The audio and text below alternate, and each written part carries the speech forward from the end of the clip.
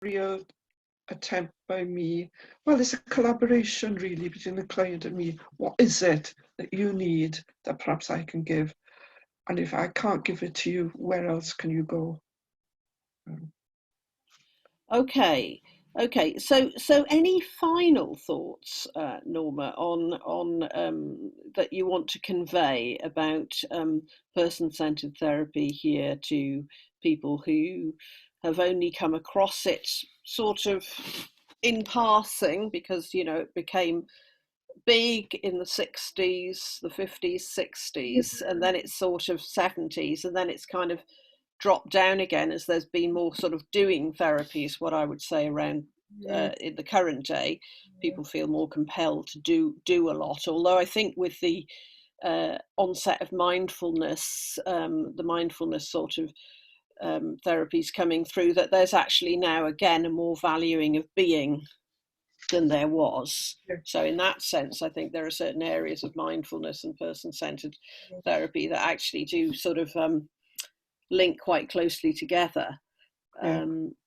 But yeah, anything finally that you'd like to emphasize to individuals who are just sort of getting an overview of person-centered and how useful it is for individuals in therapy?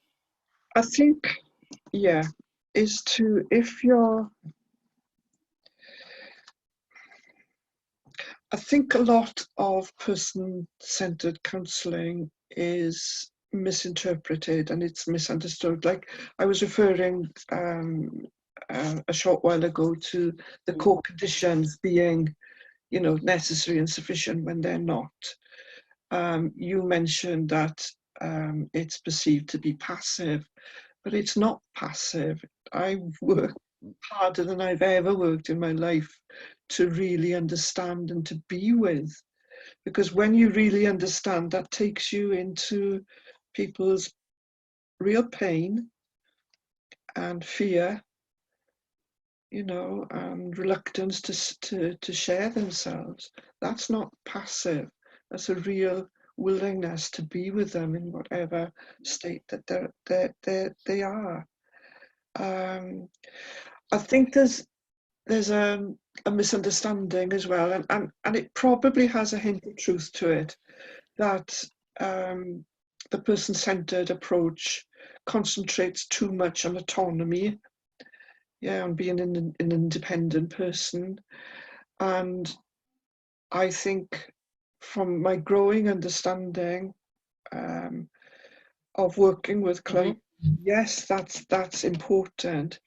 But just as much as people want their autonomy, they also need to belong. There is always a trying a balance of that, of belonging to another, of finding a place for themselves in the world, as well as being independent. And I think also there's a reluctance, and this comes from person-centered practitioners as well. They think that as long as you offer those attitudinal qualities, as long as there's a relationship, it doesn't matter that your client is different. It doesn't matter. You don't have to learn about other people's lives. You don't. It's not a fact that your client might be black or have a different sexuality to you, come from a different culture or religion, might be, have a disability. They don't count. All you need are the three core conditions.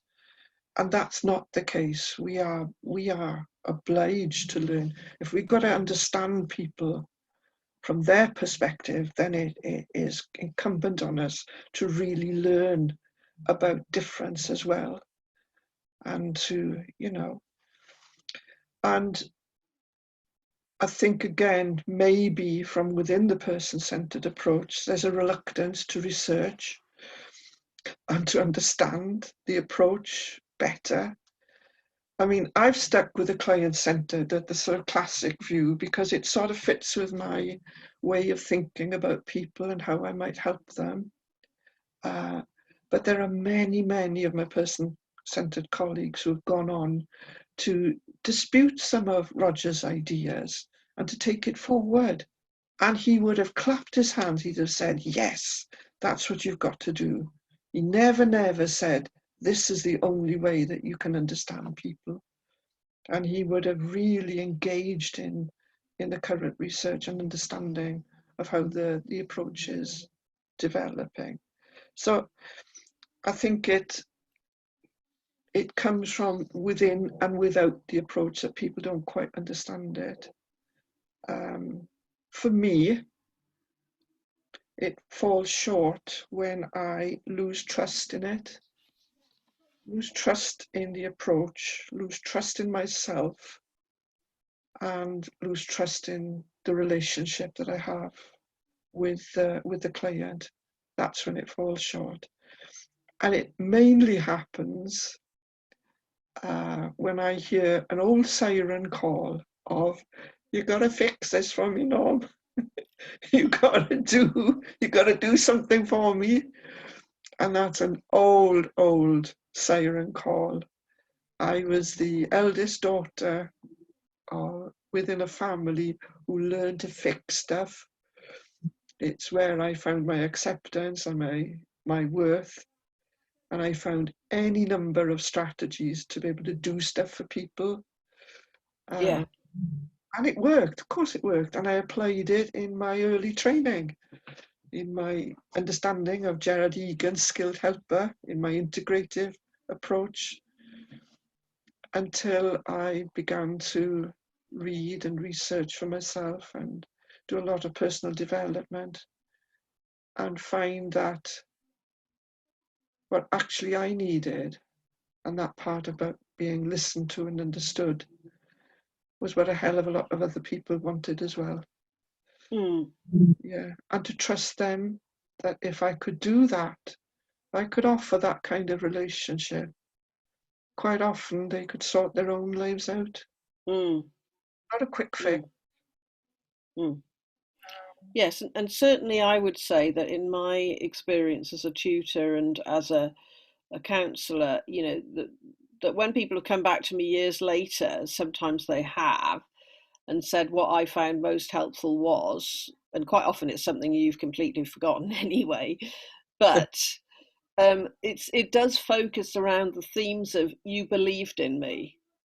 That's the kind of theme that comes out of that, is that, you know, and that whole sort of believing in the person, understanding them, staying with them, that's the thing Yeah, that seems to stay with them, the attitude. So yeah, something about the overall attitude of really trusting in that individual, that they had the resources, yeah, to do it.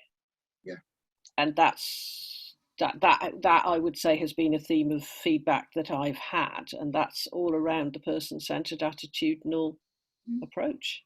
yeah. I don't know if that's been your experience, but Yeah, I think it yeah, has. just My wanted to personal experience.